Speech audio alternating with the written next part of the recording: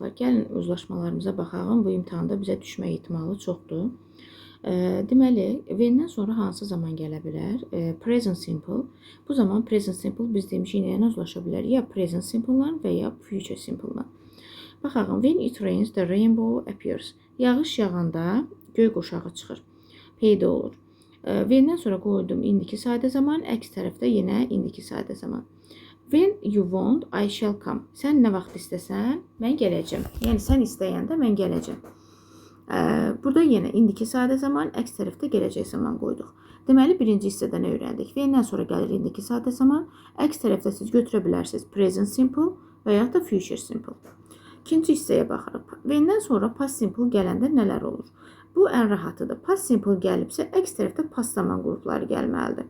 Yəni, gəlməlidir past simple, past continuous, past perfect və future in the past. Past simple deyəndə nədir? Feilimiz idili formada və yaxud da feil 2. Feil 2 deyəndə participle 1.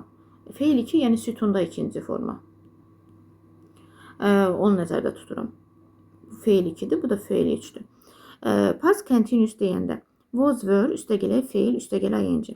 Past perfect deyəndə had, üstəgələ feil 3 və yaxud da idili feil. Future in the past deyəndə should, would, üstəgələ feil birinci formada. Gəlin nümunələrinə baxalım. Deməli, when özündən sonra hər birində when-i başda vermişəm mən. When-i biz cümlənin ortasına da gətirməli bilərik. Ortaya gətirəndə when özündən sonra gələn bax bu zamanları özünlə bərabər götürür, gedir ortaya. Bu əks bu qıraqda qalan hissə var. Bunlar da keçir baş tərəfə, belə deyək. Yəni, when özündən sonra zamanı hara gedirsə özünlə aparır.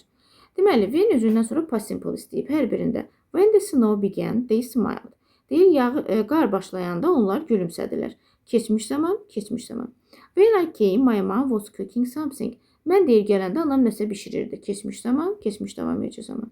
When I went, they had left home. Deyir, mən gedəndə onlar evi tərk etmişdilər. Keçmiş zaman, keçmiş bitmiş zaman. When we felt well, we should go to picnic. Biz deyir, pis hiss eləyəndə, əstəğfurullah, biz yaxşı hiss eləyəndə, biz pikniyə gedəcəkdik. İndi baxın, burada keçmiş zaman future in the past, should go. Deməli, when-in uzlaşmaları nə oldu? Cəmi götürsək 2, 4, 6 uzlaşma götürmüşük burada. When-dən sonra indiki sadə, indiki sadə gələcək zaman, keçmiş olanda da keçmiş sadə, keçmiş davam edəcək, keçmiş bitmiş, keçmişə nəzərən gələcək zaman. İndi bir də onu unutmayın ki, ümumiyyətlə uşaqlar, bax, past simple varsa burada, keçmişə aid nə zaman bilirsinizsə, hamısını burada götürə bilərsiniz. Bu da sizin olsun ipucunuz.